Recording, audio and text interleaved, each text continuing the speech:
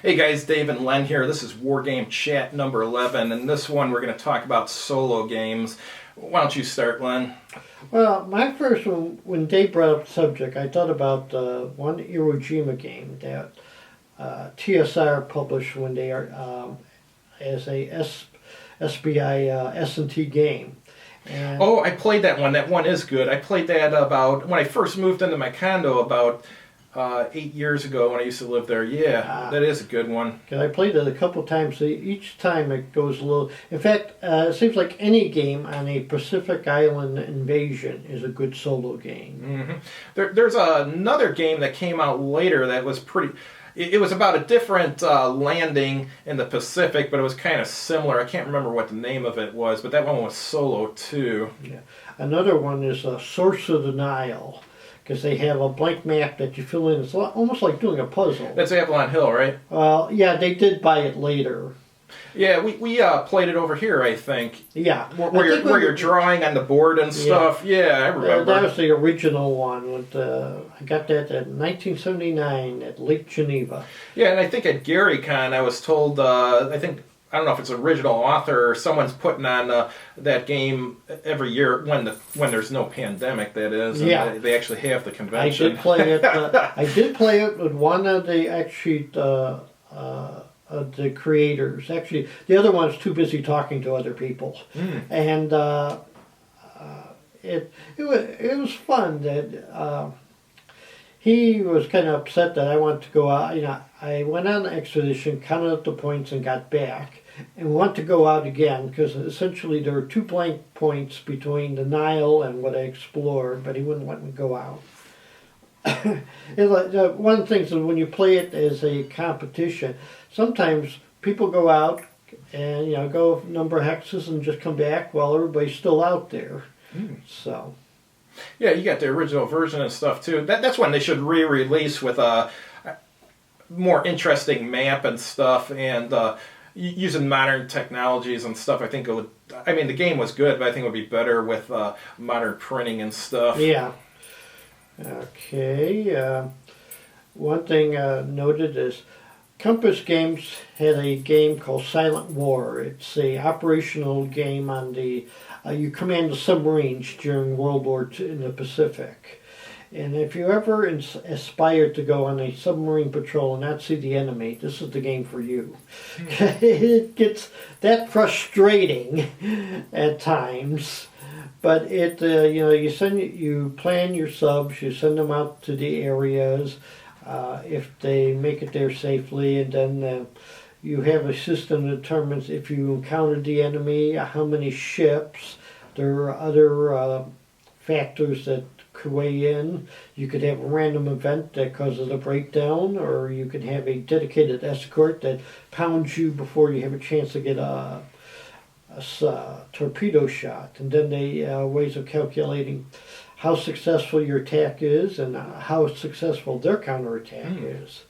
So, but it's a handful. I think Compass Games, I haven't played this game, but they have a solo airplane game. It's World War II, something similar to like B-17, but with a different bomber. I can't remember what the name of the game is, though, but I've heard quite a bit about it. That's one thing. B-17 is a classic. It's solo games. You fly out. Remember, you have to take damage, and some people complain that really there's not much you could do. You just kind of take a beating. It's like a B-17. It's on the line. Constant Press has a game called The Hunters, which is U-boats in World War II. You basically go out on patrol in a U-boat and you sight the enemy. The system tells you what mission to go on and where, and then what an enemy you encounter and the effect of your attack, the effect of their attack, and so on. All I remember is I did one scenario in 43 and had a good time. Then I restarted it at 39. In the second month of the war, I got hit bad. I barely limped back to port. And One thing, another one on the same vein by Compass Games is Zeppelin Raider. World War One Zeppelins. How'd you like it? Oh, it's great fun. What was that Zeppelin game we played from Strategy and Tactics years back? It was a 2-player one, though. Yeah, but that one is actually good for, it was an operational one. The German gets to bomb England, but the British get to strike back at the Zeppelin bases. And actually, I was thinking that the problem sometimes with that is that's hard to play solo because the British have their own game. It's like, how to organize your fleets to get in position to attack the Zeppelin sheds. Yeah, one I want to mention is, I always mention Zulus on the Ramparts as a solo game. I like Kson 68, Phobos Rising, etc., etc. One I haven't really mentioned too often that I really like that solo is Damocles' Mission from Ares magazine, where a mysterious alien artifact goes into Earth orbit, and you go there and you start exploring, and it's kind of like a paragraph game, and you're going from one tile to the other, and there's different ways you can turn on tiles or you can turn on power sources, and as you're going, you're learning new things about the artifact and stuff. I thought that was one of the best solo games I had played. It's probably the best one out of a magazine. I don't know if it's the best solo game I played, but it's one of them. Yeah. And one thing, some game, a lot of times you play a game solo just to learn the system. And some games have, multi-scenarios have some good solo ones. Because I was thinking Avalanche Press's Great War at Sea and World War II at Sea, depending, they have several games on the subject, and some of them have great solo scenarios. Like you have, one side has a convoy. You pre-plan the convoy, and then you run the other guy who's trying to stop the convoy. And even though you know where it's going, you may not always, there are always problems that will pop up. So it'll still be a challenge. Or the other side is an invasion, so you have a general idea where they're going, but you may not stop them in time. So, as far as magazine solo games, which would is there any others that you like that you haven't mentioned? I recently played one called Banana Wars, because that's almost like a solo game. It's not really, they don't really say that it's a solo game, but the non-American player really doesn't do that much. But that's a strange game. Well, what's War is that about? It's the American intervention in Central and South America in the late 19th, early 20th century. Interesting. Yeah, well, I think part of the, it's unpredictable, which could, as a game is frustrating, but it's maybe a little too realistic of a simulation. As soon as you put down a rebellion someplace else, another one may pop up. And you don't have any warning that Honduras may decide to overthrow their leader. So after you just got taken care of, Panama or someplace like that. So that's cool.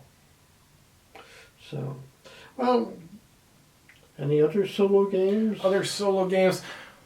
Let me think here. Well, here's one that's not a war game. If you guys are willing to hear about one that's not a war game, Terraforming Mars, which is good. Two or more players. Solo is actually excellent. I prefer it solo to the multiplayer version. Yeah. One thing, Belter from GDW would be a good solo game if they ever bothered to make a solo game out of it. Yeah, I mean, you could just play one corporation in the game if you wanted, and just not have another one on the board. Well, I did the ones where you play like a corporation for 25 turns, and then you determine how many times more money have you earned than what you started with. And Conquistador had a solo scenario for the you could run the Spanish Empire, because that game even though you had 2 or 3 players, a lot of times it was you versus the system. you had to deal with all the native uprisings and all the terrible attrition from the bad terrain and bad so, and since that covered the 16th century, that was when Spain was the top dog. Gotcha. Yeah, there was one not solo game, it was a multiplayer game that I liked. It was about, it played better solo than multiplayer. It was from Tiny Battle Publishing. I can't think of the name of it. It's the one where you're in Antarctica and you're the Germans and you're fighting like alien worms and stuff. I can't remember the name. We played that here. Yeah, I can't remember. Yeah, but that, so silly. I can't remember the name of it. I'll post it on the screen when I'm editing the video. But that one, yeah, I mean, it was good multiplayer, but it was much better solo because there's many choices for the Germans to make and very few for the aliens. I mean, the aliens, you basically just move towards the Germans and attack. So, I mean, you can play that solo just as well as with another player. You know of any multiplayer games you prefer solo? Universal Europus. I'm looking at the one they had. This is exploring the world from the 16th to the 18th century, exploring conquest of the world.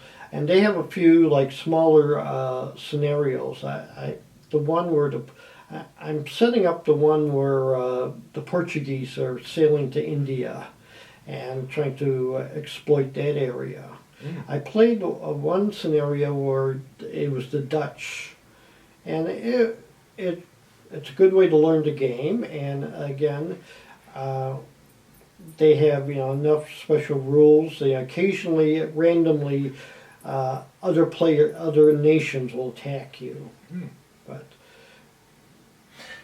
Yeah, I just thought of the name of that game. I couldn't think of it. It's New Schwabenland from Tiny Battle Publishing. That's a good one. It's pretty cheap, too. It's like, I don't know if it's $30 or $20 or whatever it is. It's worth getting, though. It's pretty good.